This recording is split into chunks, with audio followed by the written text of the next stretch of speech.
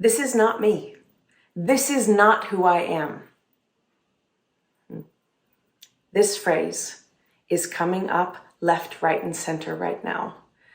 And I have a sneaky feeling that many of us have either heard ourselves saying this when it comes to how we're handling ourselves at work or in a relationship or with colleagues and in friendships.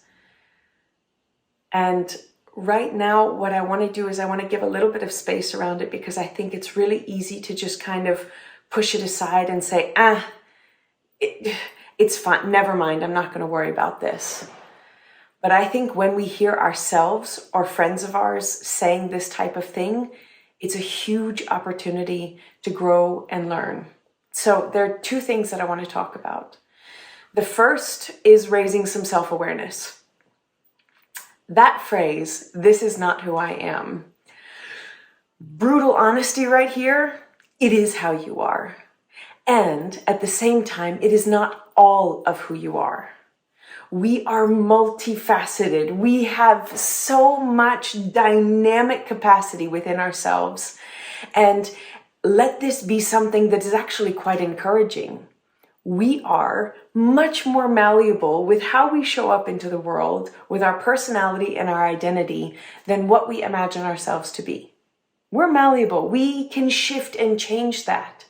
And sometimes in these places, we can recognize, okay, instead of saying, this is not me, this is not who I am, what if I say, okay, well, clearly this is how I'm showing up. So this is representing one part of me. And this is where the self-awareness comes in. Because when we can begin to ask, what part of me is being represented? This is where our values start to show up. And there are times when our values surprise us with how they show up. Right now, I think one reason why this is showing up so much is because we're in a little bit of a limbo state still. From the past years that have been really wild and uncertain, kind of unstable, and we don't know what to expect, to now things opening back up.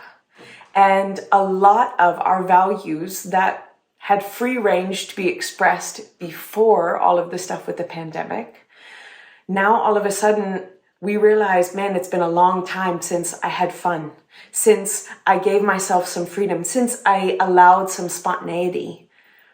And sometimes when those values rise to the surface and we find the desire and the need to express them, sometimes we get a little bit surprised with how they might be expressed. It doesn't mean there's anything wrong with it. It just means that it's a chance to say, what value am I honoring in this place that feels a little uncomfortable? The second, so we had self-awareness. The second is a chance for self-compassion. And this is where the real growth happens. Because what normally we want to do is we want to say, okay, that's not me. So we push that away, we lock it away in a closet, turn off the light, put a padlock on, and just pretend it doesn't exist. But this is the core of self-love, is bringing actually that part of ourselves front and center and asking, what is it that you really need?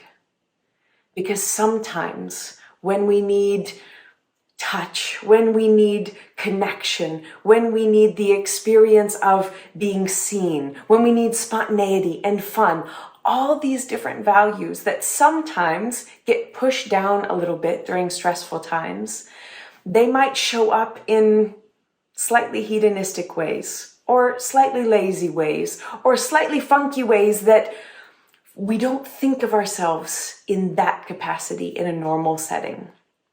And so instead of hiding that away, to bring it front and center and say, what is it that you're asking for? And is there a way that I can better align that value, that desire, to how I would like to see myself showing up? And in that way, bringing self-awareness and self-compassion in place of a lot of times what we would normally do is just beat ourselves up for it and feel guilty or shameful. So how, when you find yourself or a friend saying those words, this is not me, I'm so not like this, to instead step back, take a moment and find a way to understand and love yourself even better.